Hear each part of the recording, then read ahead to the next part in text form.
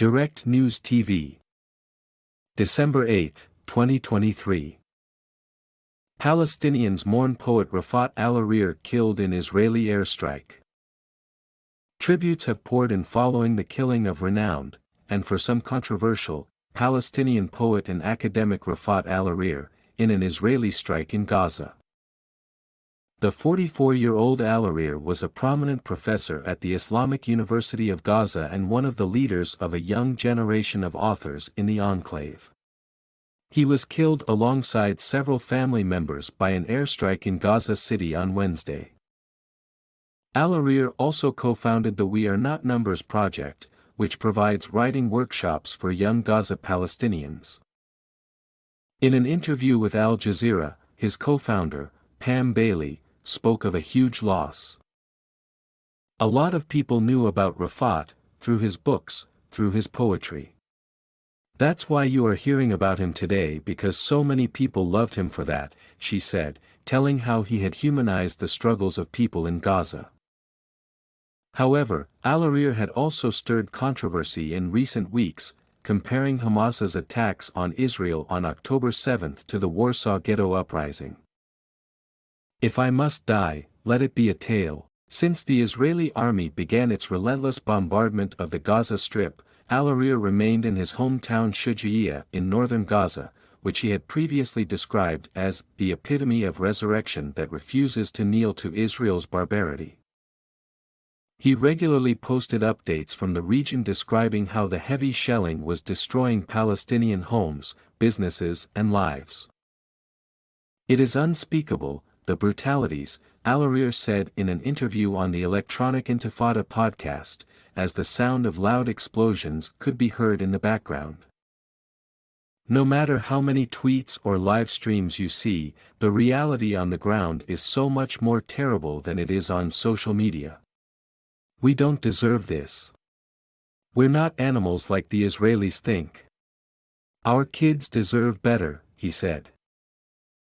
Weeks before he was killed, Alareer said in a post on X that if he died, the news should become a tale.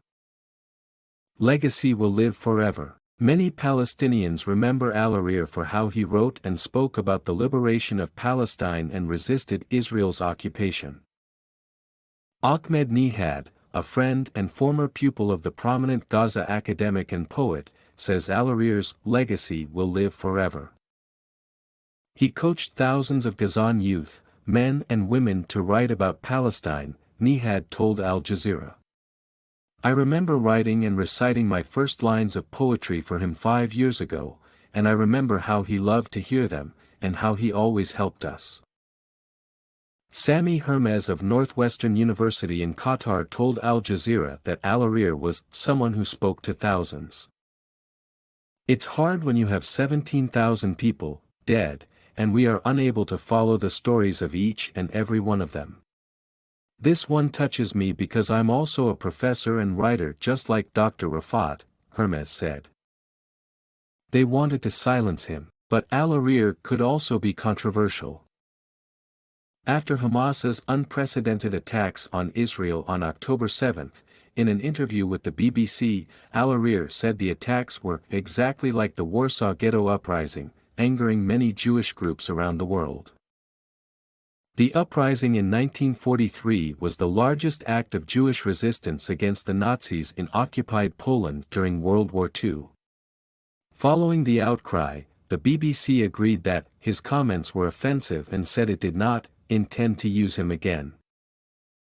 Ahmed Badier, from the NGO United Voices for America, said that Alareer's regular interviews on television stations and radio shows, where he described what was happening in Gaza and the occupied West Bank to Western audiences, was the main reason that the Israeli army wanted to silence him.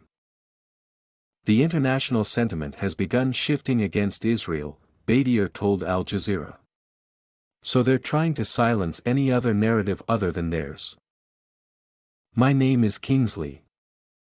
Please like, share, subscribe and hit that notification bell so you can be the first to be notified whenever we post. You won't regret it."